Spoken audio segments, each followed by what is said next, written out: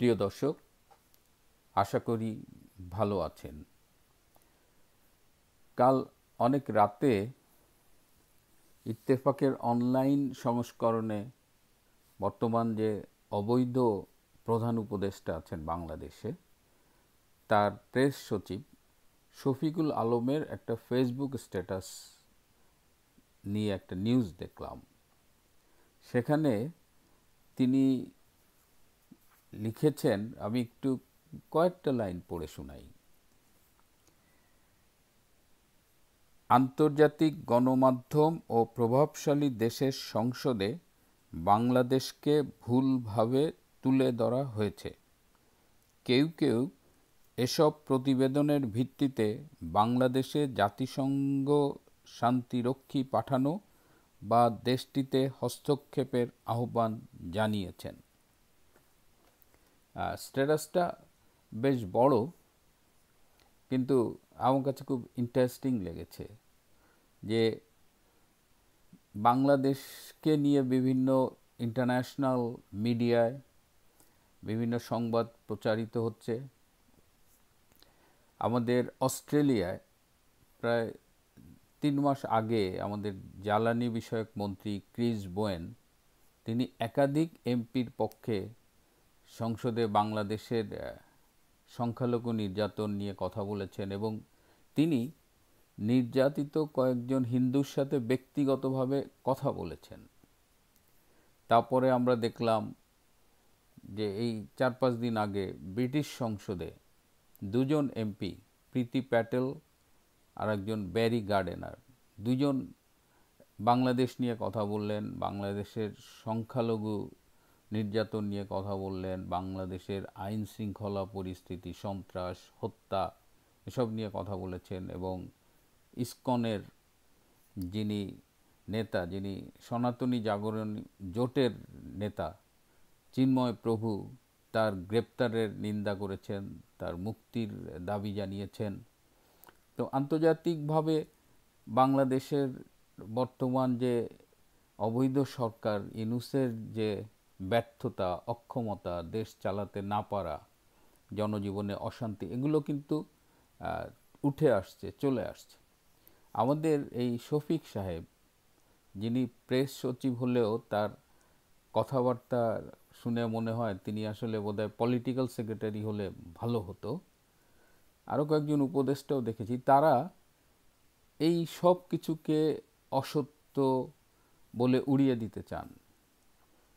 আমার খুব জানতে ইচ্ছে করে যে ইন্টারন্যাশনাল মিডিয়া যে বাংলাদেশ সম্পর্কে এই খবরগুলো ছাপছে, যেটাকে ওরা বলছে অসত্য, ইন্টারন্যাশনাল মিডিয়া এই খবরগুলো কোত্থেকে পায়?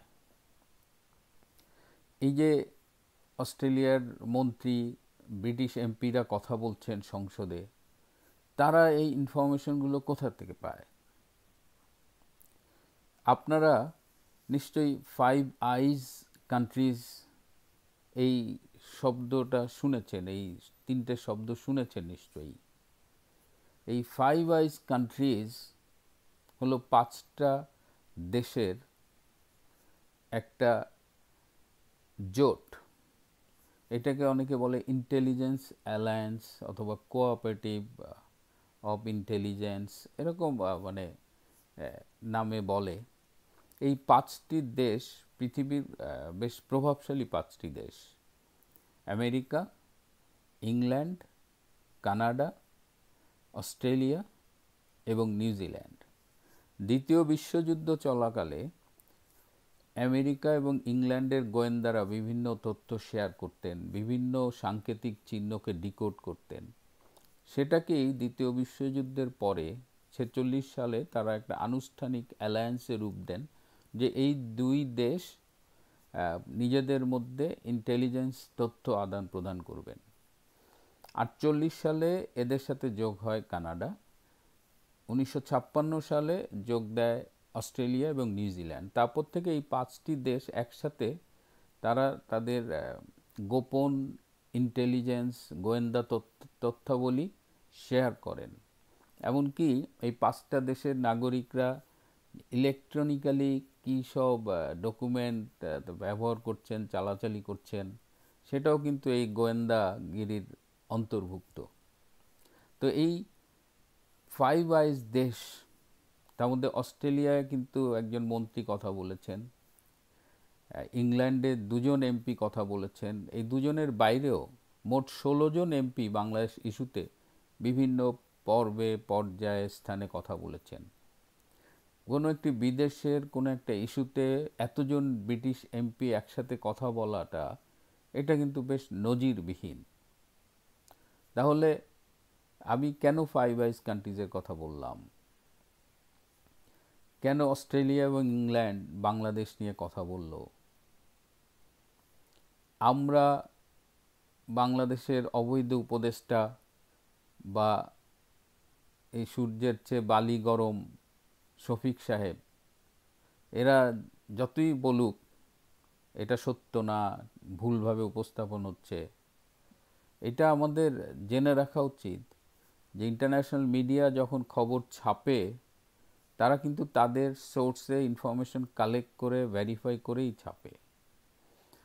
আমাদের এই যে 5টা দেশের কথা বললাম, বা বিদেশে বড় বড় যে দেশগুলো আছে, প্রভাবশালী দেশগুলো আছে, এরা কিন্তু নিজস্ব চ্যানেলেও ইনফরমেশন কালেক্ট করে।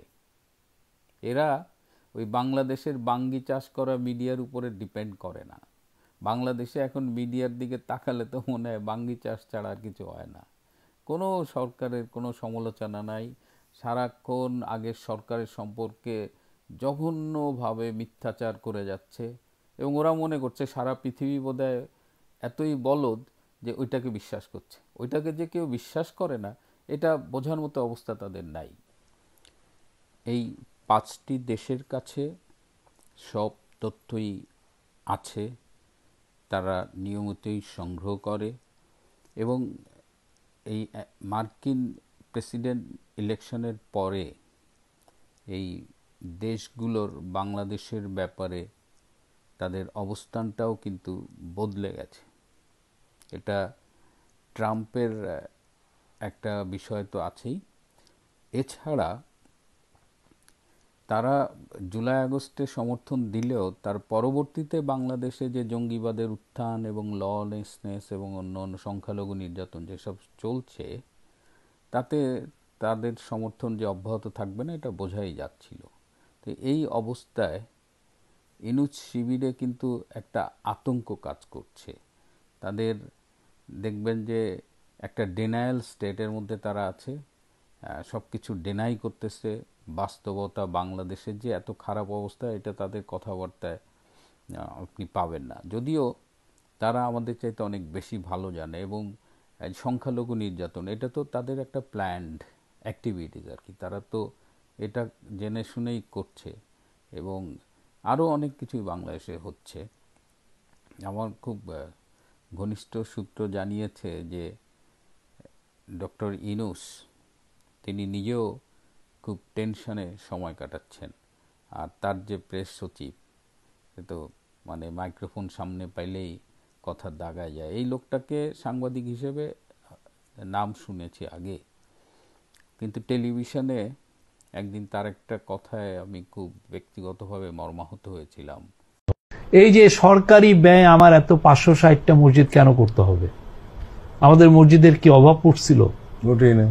তাহলে আমি সরকারি, আমি যেই বছর আমি 560টা মসজিদ করার প্রজেক্ট নিলাম $1 বিলিয়ন, তাদের এমনিতে অবৈধ সরকার, তারপরে এটা আবার জামাত ইসলাম, হিজবুত তাহরীর মতো ইসলামী দল ব্যাকড একটা গভর্নমেন্ট বলা হয়, অথচ এই প্রেস সচিব মসজিদ সম্পর্কে বেশ আপত্তিকর কথা বলেছিলেন। বিশেষ করে গত সরকার, শেখ হাসিনার সরকার 500টি মডেল মসজিদ ও ইসলামী সাংস্কৃতিক কেন্দ্র করেছিলেন। এটা তাদের একটা নির্বাচনী প্রতিশ্রুতি ছিল, অ্যান্ড দে ডিড দ্যাট।